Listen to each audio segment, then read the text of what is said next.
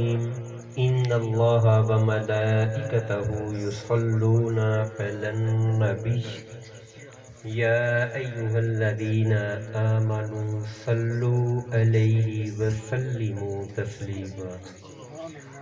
درود شریف پڑھیے. اللہم صلی علی سیدنا و مولانا محمد وعلی آل سیدنا و مولانا محمد وبارک وسلم صلاۃ و سلاما علیک یا رسول اللہ. سارے دوست مل کے ذرا پڑھ لو. صلاۃ والسلام علیک یا سیدی یا رسول اللہ. صلاۃ والسلام علیک یا سیدی یا خاتم النبیین. پڑھ چھڑیا تے انہوں نے کوئی نہیں پڑھیا. میک چ رہن دے اتنا پتہ لگے بھی باقی پڑھ دے کہ کوئی نہیں. صلاۃ والسلام علیک یا رسول اللہ. صلاۃ والسلام علیک یا حبیب اللہ وعلی آلک و اصحابک یا نور اللہ. اسلام کی صداقت خطبوں میں ہے ہمارے. اسلام کی صداقت خطبوں میں ہے ہمارے. آسان نہیں مٹانا نام و نشاں ہمارا. محبوب دو جہاں کی محبت ہے اصل ایمان.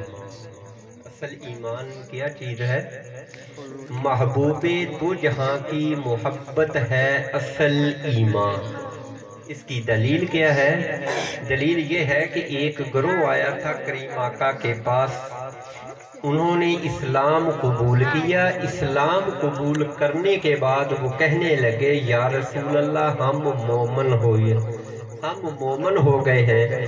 تو اللہ کریم نے فرمایا کہ اے محبوب ان سے فرما دو قالت الاعراب آمنا قل لم تؤمنوا ولکن قولوا اسلمنا. یہ جو عرابی آ کر کہتے ہیں نا کہ ہم مومن ہو گئے، یہ مومن نہیں ہوئے، ابھی انہوں نے اسلام ہی قبول کیا ہے. ابھی مومن نہیں ہے، اسلام قبول کیا. اسلام والے ضرور ہو گئے ہیں لیکن مومن نہیں ہوئے. ایمان کیا چیز ہے پھر؟ وہ شاعر کہتا ہے کہ محبوب دو جہاں کی محبت ہے اصل ایمان. اصل ایمان ہے لجپال کریم آقا کی محبت کہ اس نام سے روشن ہے جہاں ہمارا. یہ جو جہاں ہے سارا اسی نام کی وجہ سے روشن ہے. آگے فرماتے ہیں ان دھند لکوں سے کہہ دو کہیں اور کیا بسیں اب. ان دھند لکوں سے کہہ دو کہیں اور جا بسیں اب کہ شیر ہو چکا اب ہر پیر و جواں ہمارا. اور نعرہ رسالت سے کب تک ہے ان کو جلنا، یہ تو حشر میں بھی ہوگا قومی نشاں ہمارا. نعرہ رسالت سے کب تک ہے ان کو جلنا، یہ تو حشر میں بھی ہوگا قومی نشاں ہمارا. یہ صبا سنک یہ کلی چٹک یہ مہک یہ لہک یہ چمک یہ دھمک یہ دھنک سب اسی کے دم کی بہار ہے. سب اسی کے دم کی بہار ہے. شاعر کہتا ہے کہ حسینوں کو انداز سکھائے نہیں جاتے. حسینوں کو انداز سکھائے نہیں جاتے. ابو جہل کو محبوب دکھائے نہیں جاتے. جنہوں نے نہیں دیکھا وہی کہتے ہیں کہ سرکار ہمارے جیسے ہیں، لیکن جنہوں نے دیکھ لیا انہوں نے کہا سرکار آپ کی مثل تو ہے ہی کوئی نہیں. وَأَحْسَنُ مِنْكَ لَمْ تَرَ قَطُّ عَيْنِي. وہاں ابو جہل بھی تھا، وہاں حضرت حسان بھی تھے. حضرت ابو جہل کہتا ہے کہ میں نے آپ سا توبہ نعوذ باللہ لیاذ باللہ آپ جیسا کوئی نہیں دیکھا. برے لفظوں کے ساتھ کہا، وہ لفظ نہیں میں زبان پہ لانا چاہتا. لیکن ادھر حسان بن ثابت بھی تھے. وہ کیا کہہ رہے ہیں؟ آپ فرما رہے ہیں وَأَحْسَنُ مِنْكَ لَمْ تَرَ قَطُّ عَيْنِي. جبکہ ابو جہل کو محبوب دکھائے نہیں جاتے. امی جن کے لقب ہوں وہ پڑھائے نہیں جاتے. حضرت حسان کیا عرض کرتے ہیں وَأَحْسَنُ مِنْكَ لَمْ تَرَ قَطُّ عَيْنِي. یا رسول اللہ آپ سا حسین میری آنکھ نے دیکھا ہی نہیں. آپ سا خوبصورت میری آنکھ نے دیکھا ہی نہیں. پھر اسی شعر کی دوسرے شعر میں تشریح کر ڈالی وَأَجْمَلُ مِنْكَ لَمْ تَلِدِ النِّسَاء، یا رسول اللہ دیکھتی کیسے آپ سا حسین کسی ماں نے جنا ہی نہیں، آپ جیسا حسین آپ جیسا جمیل کسی ماں نے جنا ہی نہیں۔ میں دیکھتا تو تب جب کوئی ماں جنتی، جب کسی ماں نے جنا ہی نہیں تو میری آنکھ دیکھ کیسے سکتی تھی؟ پھر فرمایا کَأَنَّكَ قَدْ خُلِقْتَ كَمَا تَشَاءُ، کہ آپ کو ایسے پیدا کیا جیسے آپ کی مرضی تھی، آپ ایسے پیدا ہوئے جیسے آپ کی مرضی تھی۔ نبی مکرم شفیع معظم رحمت دو جہاں مکی مدنی سرکار آمینہ کے لال مدینے کے تاجدار کریم رعوف الرحیم آقا علیہ السلام کے حضور ناز میں اپنی عقیدتوں محبتوں ارادتوں کا خراج پیش کرنے کے بعد میرے نہایت ہی واجب الاحترام معزز محتشم جملہ اشکان رسول بالخصوص بانیان محفل بھائی محمد ذوالفقار صاحب جنہوں نے اس محفل پاک کو سجایا اور سٹیج کی زینت جتنے بھی علماء وقار ہے، اور جملہ اشکان رسول السلام علیکم ورحمۃ اللہ وبرکاتہ۔ حضور والا میلاد جو ہے وہ قسمت والا ہی مناتا ہے اور قسمت والا ہی میلاد کی محفل میں آ کر بیٹھتا ہے۔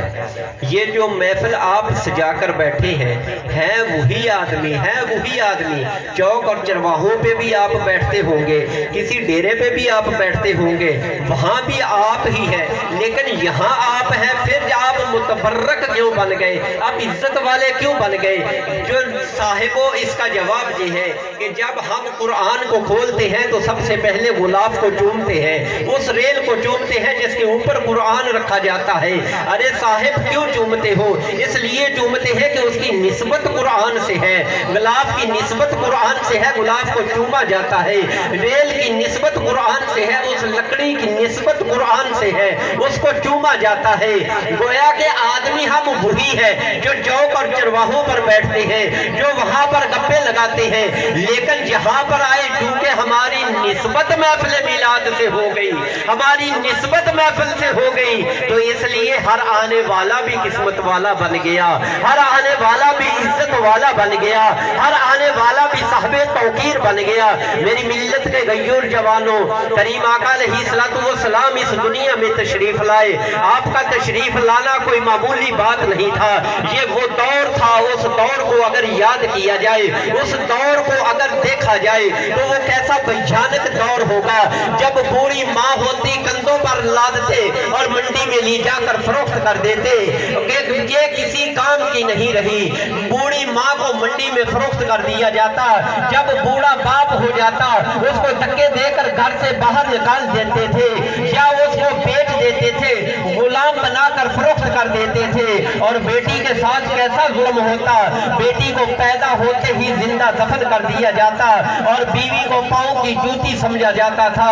اس دور میں جب ہر طرف جہالت کے اندھیرے چھائے ہوئے تھے، کریم لجپال آقا علیہ السلام جب اس دنیا میں تشریف لائے ہیں، آج لوگ ہم سے پوچھتے ہیں کہ میلاد کیوں منایا جاتا ہے؟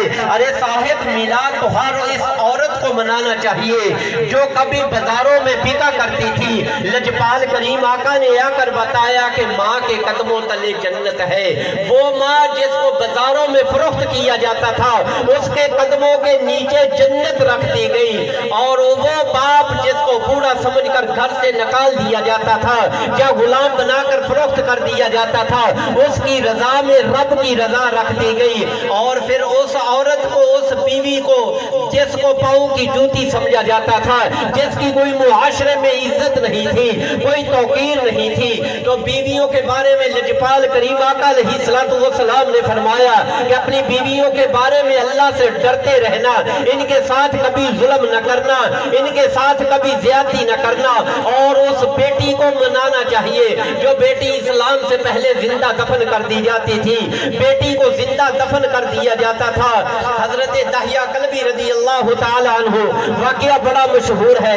داہیہ کلبی رضی اللہ تعالیٰ عنہ آپ مدینہ شریف میں کریم آقا کے پاس حاضر ہوتے ہیں۔ لجپال کریم آقا سے آتے تو سوال کرنے کی نیت سے ہے، لجپال کا چہرہ دیکھتے ہیں فوراً کلمہ پڑھ لیتے ہیں۔ کلمہ پڑھ کر آپ زاروں کی طرح رونا شروع کر دیتے ہیں۔ لوگ پوچھتے ہیں رونے کی وجہ کیا ہے؟ عرض کرتے ہیں یا رسول اللہ میں نے کلمہ تو پڑھ لیا ہے، میں آپ کا امتی تو بن گیا ہوں، لیکن ڈرتا ہوں میرے گناہ بہت زیادہ ہے، بہت زیادہ گناہ ہے، میں گناہوں میں گھرا ہوا ہوں۔ یا رسول اللہ کیا مجھ کی بھی بخشش ہو جائے گی؟ مجھ جیسے گناہگار کی بخشش ہو جائے گی؟ لجپال کریم آقا نے فرمایا ہاں تجھ جیسوں کی بھی بخشش ہو جائے گی، تیری بھی بخشش ہو جائے گی۔ تو کریم آقا علیہ السلام نے فرمایا اے پوچھنے والے، اے کہنے والے، کیا تیرے گناہ ریت کے ذرات سے زیادہ ہے؟ تو حضرت داہیہ کلبی کہتے ہیں یا رسول اللہ ریت کے ذرات سے بھی زیادہ ہے۔ کریم آقا پوچھتے ہیں کیا درختوں کے پتوں سے بھی زیادہ ہے؟ ہاں یا رسول اللہ ان سے بھی زیادہ ہے۔ کیا پانی کے قطرات سے بھی زیادہ ہے؟ یا رسول اللہ بہت زیادہ ہے۔ آخر میں لجپال کریم آقا فرماتے ہیں اے داہیہ کیا تیرے گناہ رب کی رحمت سے بھی زیادہ ہے؟ حضرت داہیہ زاروں کے تار رونے لگتے ہیں۔ داہیہ جب زاروں کی تار روتے ہیں، روتے روتے کہتے ہیں یا رسول اللہ میں اتنا بڑا بدبخت ہوں، میں نے متعدد شادیاں کی، اپنے قبیلے کا میں رئیس تھا، امیر تھا، اور میں نے کئی شادیاں کی، اللہ نے مجھے یکے بعد دیگرے 70 بیٹیاں دی، اور ان 70 اپنی 70 بیٹیوں کو میں زندہ دفن کر کے آ رہا ہوں۔ 70 بیٹیاں اپنی زندہ دفن کی ہیں، لیکن جس قبیلے میں بیٹی پیدا ہوتی میں اس کو بیٹی کو زندہ نہ رہنے دیتا، اس کو بھی دفن کروا دیتا۔ اسی طرح میں لاتعداد بیٹیوں کو زندہ دفن کر کے آ رہا ہوں۔ یا رسول اللہ ایک بیٹی کا واقعہ مجھے بھولتا نہیں ہے، وہ واقعہ یہ ہے کہ میری بیوی حاملہ تھی، میں سفر پر جا رہا تھا، میں بیوی کو کہہ کر گیا کہ میرے آنے تک اگر بیٹا پیدا کرے تو اس کی پرورش کرنا، اس کو کھلانا پلانا، یہ میں تجھے کچھ پیسے دے کر جا رہا ہوں، لیکن اگر بیٹی پیدا ہوئی میرا انتظار نہ کرنا، اس کو جا کر کہیں زندہ دفن کر دینا، میرے آنے کا انتظار بھی نہ کرنا۔ لیکن میری بیوی نے بیٹی کو جنم دیا، اور اس نے بیٹی کی ماں کی ممتا نے گوارا نہ کیا کہ بیٹی کو زندہ دفن کیا جائے، اس نے بیٹی کی پرورش شروع کر دی۔ 2-3 سال کے بعد جب میں واپس آیا تو کیا دیکھتا ہوں، جب دروازے پہ دستک دیتا ہوں وہی بیٹی دوڑ کر دروازہ کھولتی ہے۔ میں سمجھا شاید ہمسایوں کی لڑکی ہوگی، میں اپنی بیوی سے پوچھتا ہوں کہ یہ کون ہے؟ تو وہ کہتی ہے کہ یہ تیری ہی بیٹی ہے۔ میں غصے سے لال پیلا ہو گیا، میں نے یہ بھی نہیں دیکھا کہ میں لمبا سفر کر کے آیا ہوں۔ وہ بیٹی مجھے ابو کہہ کر پکارتی ہے، اور وہ کہتی ہے کہ ابو آپ سفر سے تھکے ہوئے آئے ہو، میں آپ کے لیے پانی لاتی ہوں، میں آپ کے لیے کھانا تیار کرتی ہوں، میں آپ کے ننھے ننھے ہاتھوں سے آپ کو پانی دوں گی۔ لیکن بیٹی کی باتوں کا مجھ پہ اثر نہ ہوا، میں اتنا ظالم اور سفاک بن چکا تھا۔ میں نے زمین کھودنے والے سامان ساتھ لیا، بیٹی کو پکڑا اور ساتھ لیا۔ بیٹی سارے راستے مجھے پوچھتی رہی ابا جی مجھے کہاں لے کر جا رہے ہو، یا ابا جی مجھے کسی کے گھر دعوت پہ لے کر جا رہے ہو، ابھی ابھی تو آپ سفر سے آئے ہو، ابھی آپ تھکے ہوئے تھے، ابھی گھر میں آرام کر لیتے، میں آپ کی ٹانگیں دبا دیتی، میں آپ کو پانی پلاتی۔ لیکن بیٹی کی باتوں کا مجھ پہ اثر نہیں ہو رہا تھا۔ میں جنگل میں پہنچ گیا جہاں بیٹیوں کو زندہ دفن کیا جاتا تھا، وہاں میں نے گڑھا کھودنا شروع کر دیا۔ بیٹی ساتھ میرے مدد کر رہی ہے۔ اس بیٹی کو کیا پتا تھا کہ یہی اس کی قبر بننے والی ہے۔ وہ بیٹی کبھی میرے کپڑوں سے مٹی کو صاف کرتی ہے، کبھی مجھے کہتی ہے کہ ابا جی کدال مجھے دے دو، آپ تھک گئے ہو، کبھی وہ میرے پاؤں پہ پڑتی ہے۔ لیکن جب گڑھا اس قدر گہرا ہو گیا کہ میں نے بیٹی کو دیکھا کہ وہ پور ہو سکتی ہے، اس کو دفن کیا جا سکتا ہے، تو میں نے بیٹی کو دھکا دیا اور اس گڑھے میں اوپر سے مٹی ڈالنا شروع کر دی۔ تو بیٹی کہتی ہے، رو رو کر کہتی ہے ابا جی مجھے کوئی میرا جرم تو بتائیے، میرا کوئی قصور تو بتائیے کہ میرا قصور کیا ہے۔ بے شک مجھے دفن کر دینا، لیکن میرا قصور تو بتا، میرا قصور تو بتا۔ اس بیٹی کی چیخیں نکلتی رہی، میں مٹی ڈالتا رہا، چیخیں نکلتی رہی، میں مٹی ڈالتا رہا، آخر میں چیخیں آنا بند ہو گئی، میں نے اس کو دفن کر دیا۔ لیکن یا رسول اللہ جب بھی گھر جاتا ہوں بیٹی کی چیخیں سنائی دیتی ہے، بستر پر جاتا ہوں تب بھی وہ بیٹی کی چیخیں سنائی دیتی ہے، جب میں کہیں کام پہ جاتا ہوں بیٹی کی چیخیں سنائی دیتی ہے۔ یا رسول اللہ کیا میری بھی بخشش ہو جائے گی؟ کیا اللہ مجھے بھی معاف کر دے گا؟ تو فوراً جبریل امین حاضر ہوتے ہیں، حاضر ہو کر کہتے ہیں یا رسول اللہ دہیہ قلبی نے سچے دل کے ساتھ توبہ کی ہے، دہیہ سے فرما دیجئے کہ جب یہ تیری بارگاہ میں آ گیا تھا، تجھے اس نے اپنا رسول مان لیا تھا، اپنا ہادی مان لیا تھا، اپنا رہبر مان لیا تھا، تو دہیہ کے سارے گناہ میں نے معاف کر دیے تھے، دہیہ کے سارے گناہ معاف کر دیے تھے۔ میری ملت کے غیور جوانوں ذرا غور تو کرو کہ بیٹیوں کو جب زندہ دفن کیا جا رہا تھا، لجپال کریم آقا بیٹیوں کے لیے رحمت بن کر آئے۔ اگر آج میں اپنی بیٹی کو کہوں کہ میری بیٹی میرے جگر کا ٹکڑا ہے تو کوئی بڑی بات نہیں ہوگی، بھائی ذوالفقار کہے میری بیٹی میرے جگر کا ٹکڑا ہے، کوئی بڑی بات نہیں ہے۔ بڑی بات اس وقت تھی جب بیٹیوں کو زندہ دفن کیا جا رہا تھا اور کریم آقا فرما رہے تھے فاطمہ میرے جگر کا ٹکڑا ہے، فاطمہ میرے جگر کا ٹکڑا ہے۔ نعرہ رسالت، نعرہ حیدری، جشن عید میلاد النبی۔ تو میری ملت کے غیور جوانوں کریم لجپال آقا علیہ السلام اس دنیا میں آئے، ہر ایک کو رحمت کا حصہ ملا، ہر ایک کو رحمت کا حصہ ملا۔ تو اس لیے ہم کریم آقا کے اس دنیا میں آنے کی خوشی کرتے ہیں کہ وہ محبوب آ گئے جن کی وجہ سے ہمیں راہ ہدایت مل گئی، وہ محبوب آ گئے جن کی وجہ سے ہمیں قرآن مل گیا، وہ محبوب آ گئے جن کی وجہ سے ہم نے اپنے والد کا ادب سیکھ لیا، وہ محبوب آ گئے جن کی وجہ سے ہم نے اپنی ماں کا ادب کرنا سیکھ لیا، وہ محبوب آ گئے جن کی وجہ سے ہم نے اپنے استاذہ کا ادب سیکھ لیا، وہ محبوب آ گئے جن کی وجہ سے ہمیں عرفان مل گیا، وہ محبوب آ گئے جن کی وجہ سے ہمیں خود رب رحمان مل گیا۔ میری ملت کے غیور جوانوں اگر کریم آقا نہ آتے تو ہم اپنے رب کی پہچان نہ کر سکتے تھے۔ آج ہم نے اپنے اگر رب کو بھی پہچانا ہے تو لجپال کریم آقا کی وجہ سے پہچانا ہے، کریم آقا کی وجہ سے پہچانا ہے۔ اسی لیے مجدد الافسانی سرہندی رحمت اللہ تعالی علیہ آپ فرماتے ہیں کہ یا رب العالمین میں تیری عبادت کرتا ہوں، تیرے لیے سجدے کرتا ہوں، تجھے تیرے لیے جھکتا ہوں، اس لیے نہیں کہ تو میرا پروردگار ہے بلکہ صرف اس لیے کہ تو میرے محمد کا رب ہے، تو میرے محمد کا رب ہے۔ حضرت عمر فاروق رضی اللہ تعالی عنہ آپ بھی کریم آقا علیہ السلام کے سامنے اپنا ادب کس انداز میں پیش کرتے ہیں؟ طواف کعبہ کرتے کرتے جب حجر اسود کو چومنے لگتے ہیں، حجر اسود کو مخاطب کر کے کہتے ہیں مجھے پتا ہے ذات کا تو پتھر ہے، نہ تو نفع دے سکتا ہے نہ تو نقصان دے سکتا ہے، لیکن میں تجھے چوم اس لیے رہا ہوں کہ میرے محبوب نے تجھے چوما ہے، اس لیے چوم رہا ہوں، میرے محبوب نے تجھ کو بوسہ دیا ہے۔ میری ملت کے غیور جوانوں اپنی ساری محبت کا مرکز محور کریم آقا علیہ السلام کی ذات کو بناؤ۔ جب تک کریم آقا کی ذات کو محبت کا مرکز اور محور نہیں بناؤ گے ہمارا ایمان مکمل نہیں ہوگا۔ ایمان کامل تب ہوگا جب کریم آقا سے محبت ہوگی۔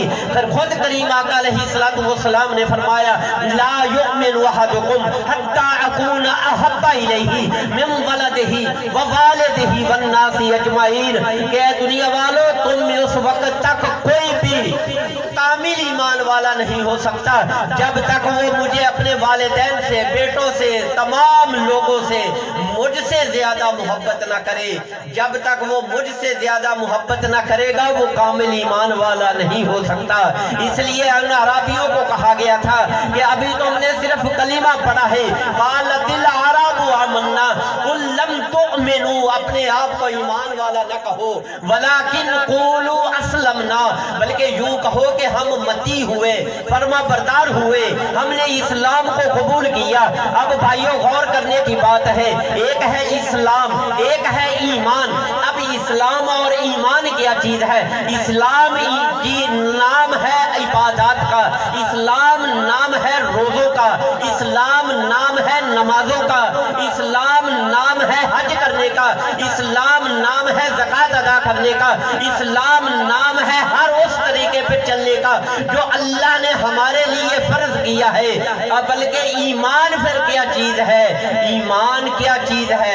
لجپال کریم آقا باہر تشریف لائے، ایک صحابی پیچھے پیچھے ہے، کہہ رہا ہے یا رسول اللہ، عرض کر رہا ہے یا رسول اللہ قیامت کب آئے گی؟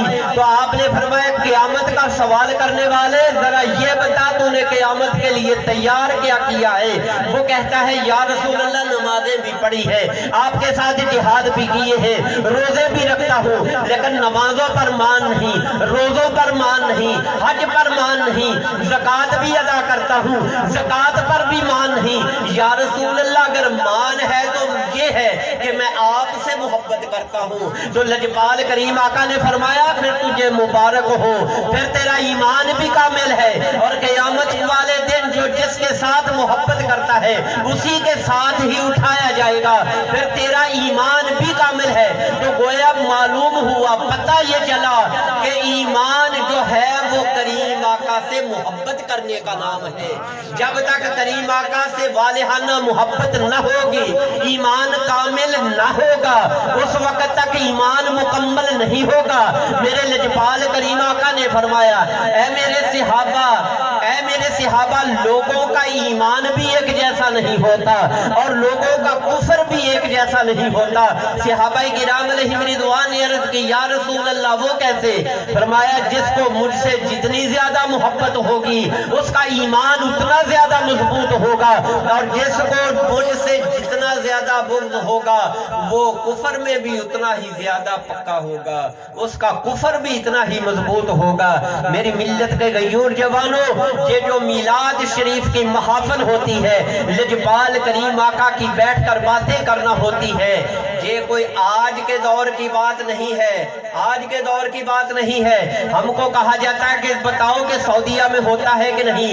ارے وہاں جو حکومت ہوئی ان بدبختوں کی ہے جو انگریز کی ماں پر آئے تھے، جنہوں نے انگریزوں نے اس حکومت کو بنایا تھا خلافت عثمانیہ تک، یعنی کہ 1926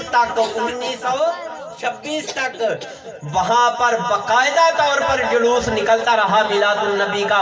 1926 تک جب سعودی فرما روا بنے، جب سعودیہ کی حکومت بنی، اس وقت پھر میلاد بھی بند ہوا، مزارات کو بھی شہید کیا گیا، بی بی فاطمہ الزہرا کے مزار کو شہید کیا گیا، سیدنا عثمان غنی کے مزار کو شہید کیا گیا، اور پھر یہ بدبخت کہتا تھا، محمد بن عبد الوہاب بدبخت کہتا تھا کہ میں سلم اکبر کو گراؤں گا۔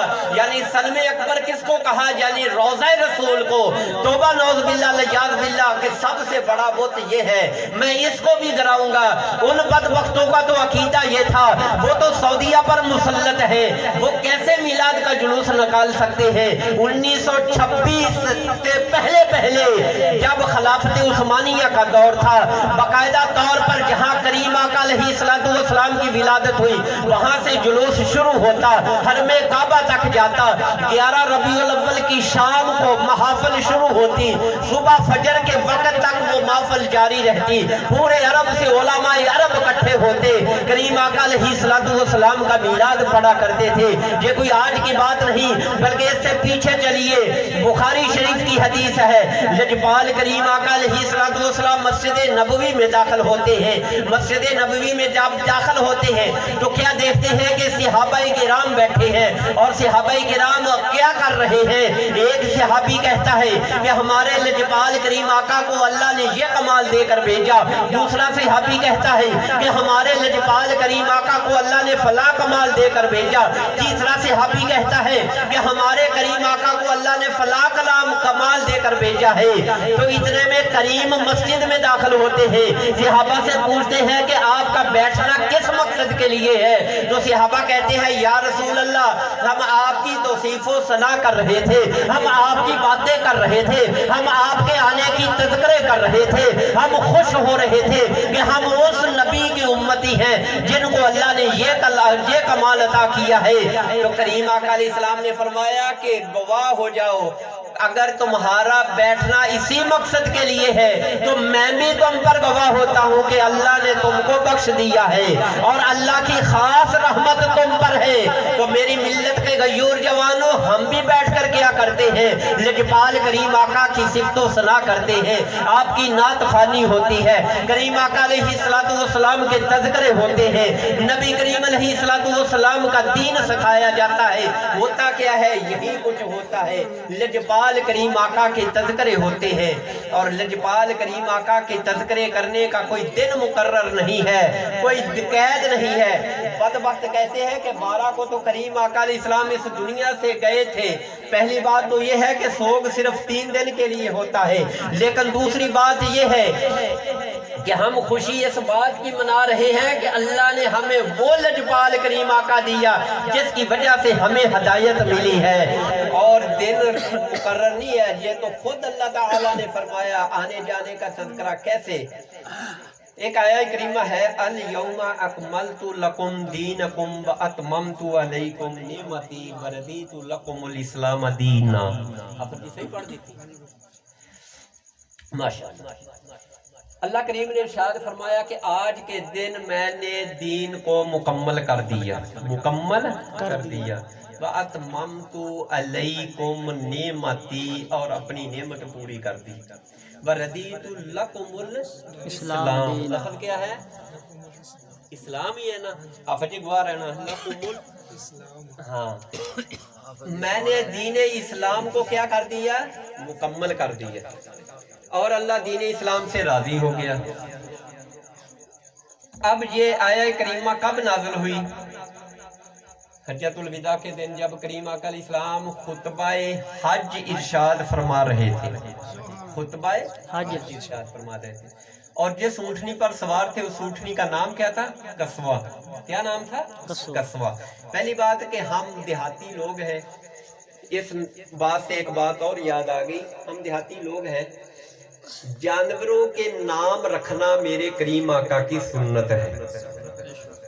अपने जो घर में जानवर, करीम आका के जो बकरे थे उनके भी नाम है, गधों के नाम है, खच्चर के नाम है, ऊँटों के नाम है।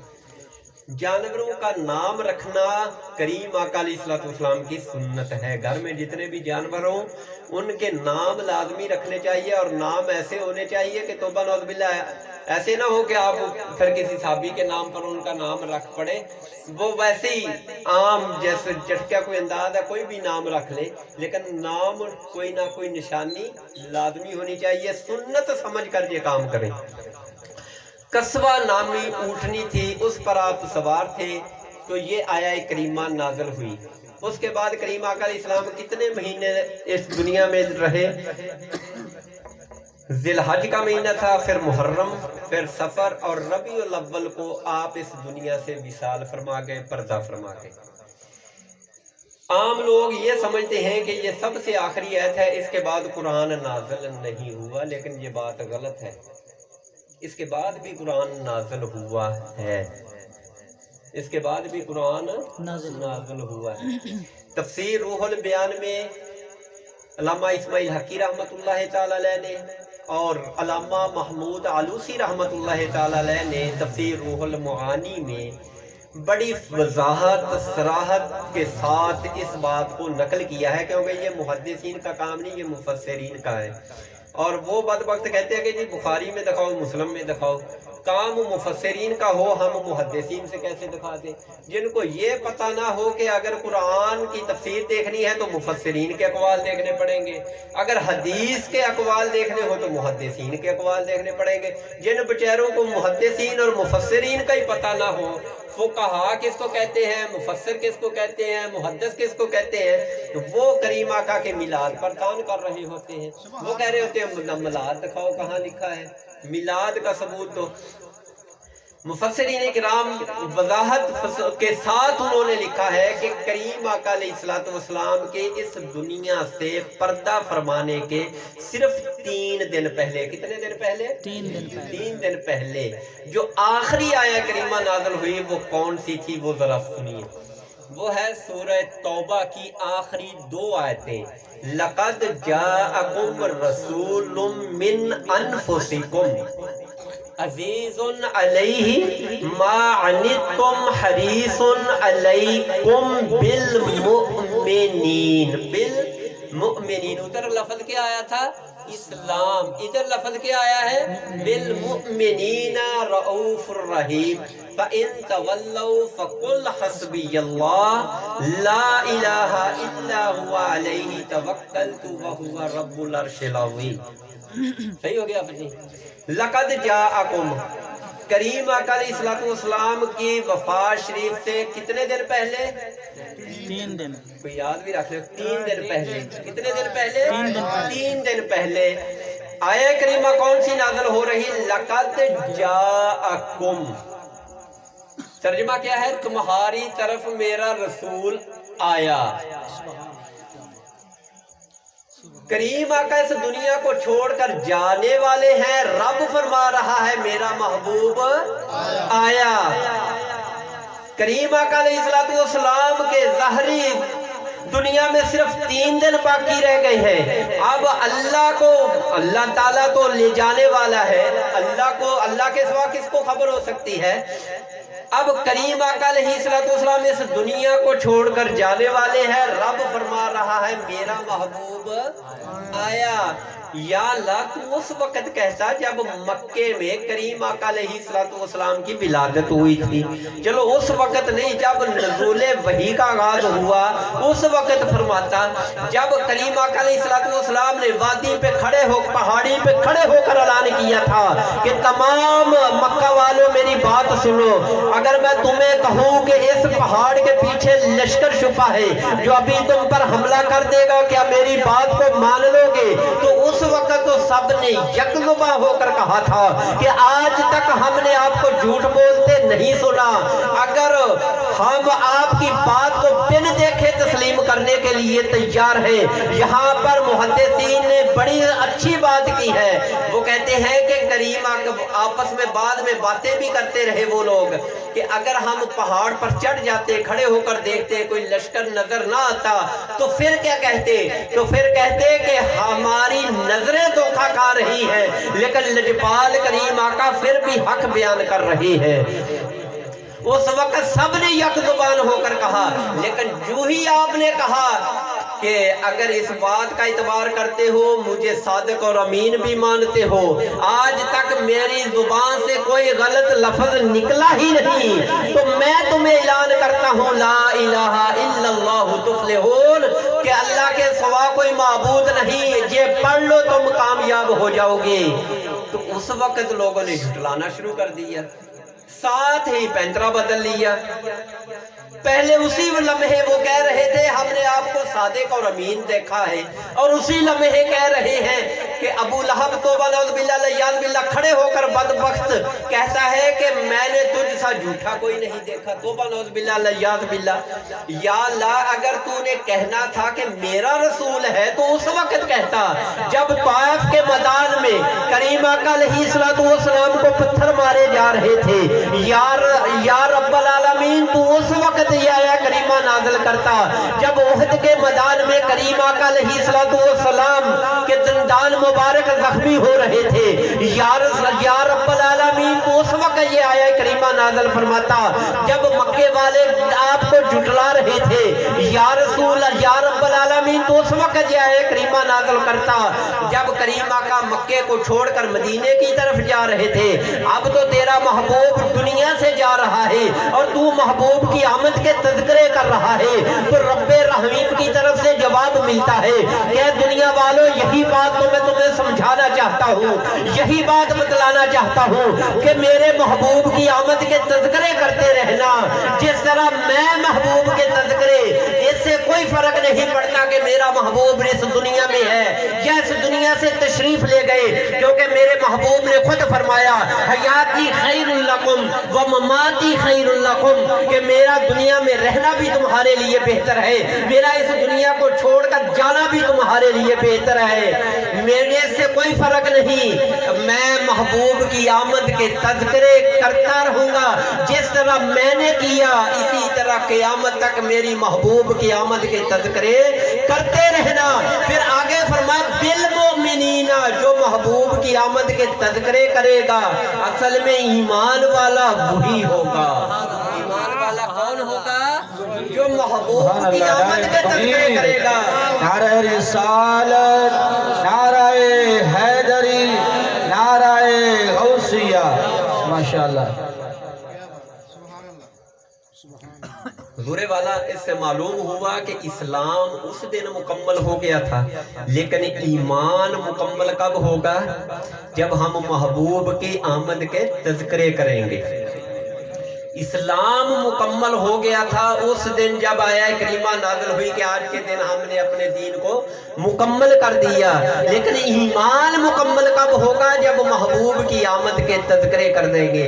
اور آخری بات کر کے اجازت چاہتا ہوں، وہ آخری بات کیا ہے کہ ہمیں کہا جاتا ہے کہ یہ فرقہ پرستی کر رہے ہو، آپ تو فرقے والے ہو۔ دیکھو جی، ہم کچھ نہیں کہتے، ہم صرف اللہ رسول کی بات کرتا ہے اور ہم کچھ بھی نہیں کہتا، صرف نماز پڑھو اور تفرقے میں کچھ نہیں رکھا۔ تو ہم ان سے صرف ایک بات کہتے ہیں، وہ قرآن کی ایک آیت تلاوت کرتے ہیں، ایک آیت نہیں بلکہ آیت کا جز۔ یہ آخر میں صرف آپ کو ایک بہت بڑا تحفہ دے کر جا رہا ہوں، اگر سمجھ گئے تو کسی کو بھی آپ جواب دے سکو گے، کوئی آپ کے سامنے انشاءاللہ ٹھہر نہیں سکے گا، صرف اس سے اس بات کا جواب لے لینا۔ صرف آیت پوری یاد رکھنا مشکل ہوگی سر، چلو ترجمہ ہی اس کا یاد رکھ لینا۔ وہ ہمیں کیا کہیں گے؟ وَاعْتَصِمُوا بِحَبْلِ اللَّهِ جَمِيعًا وَلَا تَفَرَّقُوا، وَاعْتَصِمُوا بِحَبْلِ اللَّهِ، اسی کہنے لگے دیکھ لو یہ اللہ دے ولی ہے، پہلے ہی پتہ لگ گیا تو میں وَاعْتَصِمُوا بِحَبْلِ اللَّهِ جَمِيعًا وَلَا تَفَرَّقُوا، اللہ دی رسی نو مضبوطی نال تھام لو، پکڑ لو، وَلَا تَفَرَّقُوا، اور تفرقے میں نہ پڑو۔ اچھا، یہ آیا کریمہ وَلَا تَفَرَّقُوا، وَلَا تَفَرَّقُوا بڑے بڑے جھنڈے بنا کر نا وہاں پہ لکھ دیتے ہیں وَلَا تَفَرَّقُوا، اور تفرقے میں نہ پڑو۔ ہم کہتے ہیں کہ اسی آیت کو آگے پڑھو، پتہ تو چلے نا کہ تفرقے والا کون ہے اور تفرقے سے بچنے والا کون ہے، کیونکہ قرآن میں ہر چیز کا حل موجود ہے، ہر چیز کا حل موجود ہے۔ قرآن کو اگر آدھی آیت کو چھوڑ دیں گے نا تو پھر مطلب معنی بدل جائے گا، جب مطلب اور معنی بدل جائے گا تو اللہ کریم نے فرمایا کہ یہودی اس طرح کرتے تھے۔ اگر ہم یہ آیت مکمل تو نہیں نا، کیوں قاری صاحب مکمل آیت ہے، یہ مکمل نہیں ہے، اس لیے مفہوم معنی تو سمجھ ہی نہیں آئے گا کہ تفرقے میں نہ پڑھو، تفرقے میں نہ پڑھو۔ یا اللہ، تفرقے سے بچنے کا طریقہ بھی تو بتا لا نا کہ تفرقے سے بچنا کیسے ہے۔ یہ اس کا یہ مطلب ہوا، ایک ہے یا ایھا الذین آمنوا لا تقربوا الصلاۃ، اے ایمان والو یا نماز کے قریب نہ جاؤ، بس اتنی آیت پڑھ لو، موجہ ہی موجہ، یا ایھا الذین آمنوا لا تقربوا الصلاۃ، ایمان والو نماز کے قریب نہ جاؤ۔ یہ بھی قرآن ہے، لیکن اگوں کی یہ وانتم سکارا، جدو تسی نشہ پٹا کیتا ہے ہوگے ادو نہیں پڑھنی، جب گھٹ بھرے ہونے۔ یا ایھا الذین آمنوا لا تقربوا، اتنی آیت پڑھو گے تو ترجمہ بدل گیا۔ اب وہ بدبخت کیا کرتے ہیں ولا تفرقوا، تو ہم کہتے ہیں آگے پڑھ، آگے آگے کیا اللہ نے کیا ہے، لکھا ہے۔ تفسیر قرآن بالقرآن، قرآن کی تفسیر ہم قرآن سے ہی کرتے ہیں۔ ولا تفرقوا، آگے اللہ کریم نے فرمایا وَاذْكُرُوا نِعْمَتَ اللَّهِ عَلَيْكُمْ، اس نعمت کا چرچا کرو جو تم پر ہے، اس نعمت کا تذکرہ کرو جو تم پر ہے۔ اگر تفرقے سے بچنا چاہتے ہو، فرقہ واریت کو لعنت بھیج کر ختم کرنا چاہتے ہو تو وَاذْكُرُوا نِعْمَتَ اللَّهِ عَلَيْكُمْ، یہ آگے آیت چل رہی ہے، اس نعمت کا تذکرہ کرو جو تم پر ہے۔ وَاذْكُرُوا نِعْمَتَ اللَّهِ عَلَيْكُمْ، یا اللہ تیری تو بے شمار نعمتیں ہیں، ان گنت نعمتیں ہیں، ہم اگر تیری نعمتوں کو گننا چاہیں تو گن نہیں سکتے، شمار کرنا چاہیں تو شمار نہیں کر سکتے۔ ہاتھ، پان، کان، ناک، پاؤں، چلو پورے جسم کو چھوڑو، ہوا اتنی بڑی نعمت ہے جو فری میں مل رہی ہے، پانی نعمت ہے، کھانا پینا، اولاد، ماں باپ، کتنی نعمتیں ہیں۔ یا رب العالمین، کس نعمت کا تذکرہ کرنا ہے؟ ایک نعمت کا نام لیا ہے، وَاذْكُرُوا نِعْمَتَ اللَّهِ عَلَيْكُمْ، इज़ कुंतुम, आगे अल्लाह करीम ने फिर फरमा दिया, वजाहत फरमा दी, इज़ कुंतुम अदाअन फअल्लफ़ बैन क़ुलूबिकुम फअस्बहतुम बिनिअमतिही इख़वाना। अल्लाह करीम ने फरमाया कि उस नेमत का तज़किरा करना है जिस नेमत की वजह से तुम आपस में भाई भाई बन गए, जिस नेमत की वजह से तुम आपस में सारे कदूरतें ख़त्म कर दी, भाई भाई बन गए। यहाँ पर एक इश्काल फिर बाकी रह गया। कोई कह सकता है कि मोहब्बत जो है वो नेमत है बहुत बड़ी अल्लाह की। ये वाक़तन मोहब्बत इतनी बड़ी नेमत है, इसके सर पर ये दुनिया कायम है। अगर दुनिया से इस मोहब्बत को उठा लिया जाए, दुनिया आज ही ख़त्म हो जाए। लजपाल करीम आका अलैहिस्सलाम ने फरमाया कि अल्लाह की रहमत के 100 हिस्सों में से 99 हिस्से अल्लाह ने अपने पास रखे। एक हिस्सा रहमत का जो यहाँ भेजा है, जिसकी वजह से माँ के दिल में बच्चे की मोहब्बत है, बाप के दिल में बेटे की मोहब्बत है, बेटे के दिल में बाप के लिए उल्फत है। आप मुझसे मोहब्बत करते होंगे, ये भी उसी एक रहमत का हिस्सा है। 99 हिस्से अल्लाह ने अपने पास रखे हैं, वो क़यामत वाले दिन काम आएंगे तो लगता है बेड़े पार हो ही जाएंगे। करीम आका अलैहिस्सलाम ने फरमाया कि उसी एक रहमत का हिस्सा है कि जानवर भी अपने बच्चे पे पाँव नहीं रखता। कभी देखा कि जानवर ने पाँव रखा? आपने भैंसें रखी हैं, बकरियां रखी हैं, कभी किसी भैंस ने, गाय ने अपने जानवर पे पाँव रखा हो? पाँव आता भी हो तो फौरन उठा लेती है, क्योंकि हदीस शरीफ है, करीम आका अलैहिस्सलाम ने फरमाया पाँव रखते रखते फौरन उठा लेती है। वो भी उसी रहमत का हिस्सा है। तो इसका मतलब ये हुआ कि मोहब्बत एक ऐसी नेमत है जिसकी वजह से हम उसका क्या, हमने उसका तज़किरा करना है। वो शायर कहता है कि मोहब्बत के सिवा तेरी दुनिया में रखा ही क्या है, मकसद मैं जानता हूँ इलाही तख्लीक़े कायनात का, इसी मोहब्बत की वजह से तो उसने सारी दुनिया बना डाली। करीम आका अलैहिस्सलाम के साथ मोहब्बत हुई, फ़अहबब्तु, वो पस मुझको मोहब्बत हो गई। वो हदीस कुदसी है ना कि मैं छुपा हुआ खजाना था, पस मुझे मोहब्बत हो गई। तो किस्सा मुख्तसर, क्या हमने मोहब्बत का तज़किरा करना है? तो फिर आगे आयत को पढ़े, आगे आयत अभी खत्म नहीं हुई। वकुंतुम अला शफा हुफरतिम मिनन नार, अल्लाह करीम ने फरमाया कि तुम जहन्नुम के गड्ढे पर पहुंच चुके थे। फअनक़ज़कुम, बस उसने तुमको बचा लिया। कहाँ पहुंच चुके थे? जहन्नुम के गड्ढे पर पहुंच चुके थे। जिस नेमत के तज़किरे करने का मैं जिक्र कर रहा हूँ, वो नेमत कौन सी है? जहन्नुम के गड्ढे पर पहुंच चुके थे, उस नेमत ने आकर बचा लिया। अब तो सारे इश्काल खत्म हो गए, आपको समझ आ चुकी होगी कि जहन्नुम से, गड्ढे से बचाने वाली ज़ात कौन सी है? लजपाल करीम आका की ज़ात। उन्होंने आकर हमको राहे हदायत दी, जहन्नुम के गड्ढे से बचाया। फिर पीछे रब्त जोड़े, मोहब्बत आपस में दिलों में करीम आका अलैहिस्सलाम ने आकर प्यार मोहब्बत करीम आका ने आकर डाला। और इससे पीछे रब्त जोड़े कि जिस नेमत का अल्लाह तज़किरा करने का कह रहा है, वो फिर नेमत कौन है, कौन सी है? वो नेमत उज़्मा लजपाल करीम आका की ज़ात है। तो गोया के मालूम हुआ जो लजपाल करीम आका के तज़किरे करने वाला है वो तो फिरका वारियत से पाक है। जो लजपाल करीम आका का जश्न मनाने वाला है, जो मीलाद की महफिलें सजाने वाला है, वो तफरके से पाक है। और जो बदबख्त से अलहदा हो रहा है वो तफरके वाला है। खुद अपने किरदार पर उसको गौर करना चाहिए कि मैं क्या कह रहा हूँ, वो क्या कर रहा है। कि करीम आका अलैहिस्सलाम पर नाज़िल होने वाली किताब कुरान मजीद तो पुकार कर कहे कि अगर तुम तफरके से बचना चाहते हो तो लजपाल करीम आका की महफिल सजाओ, लजपाल करीम आका का तज़किरा करो, मेरी उस नेमत का बार बार तज़किरा करो। जो बार बार तज़किरा करने वाला होगा वो फिरका वारियत से महफूज होगा। तो इसका मतलब क्या है? हम फिरके वाले नहीं है। फिरके वाले वो हैं जो हमसे निकले हैं और हमको बातें करते हैं, वो फिरके वाले हैं। हम फिरके वाले नहीं हैं। हम जब कौन हैं? ہم اہل سنت و جماعت ہیں، جس کی بشارت کریم آقا علیہ السلام نے فرما دی تھی کہ میری امت کے کتنے فرقے ہوں گے؟ 73 فرقے ہوں گے، ان میں ایک فرقہ جو میرے طریقے پر اور میرے صحاب کے طریقے پر ہوگا وہ جنتی ہوگا۔ اللہ تعالیٰ سے دعا ہے کہ اللہ تعالیٰ ہمیں صحیح معنوں میں اہل سنت بننے کی توفیق عطا فرمائے۔ جو صحیح معنوں میں اہل سنت ہوتا ہے وہ کیسا ہوتا ہے؟ وہ کردار کا غازی ہوتا ہے۔